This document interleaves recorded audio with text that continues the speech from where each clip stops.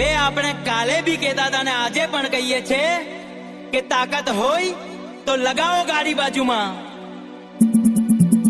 હા મારા જયેશભાઈ ની મોજ.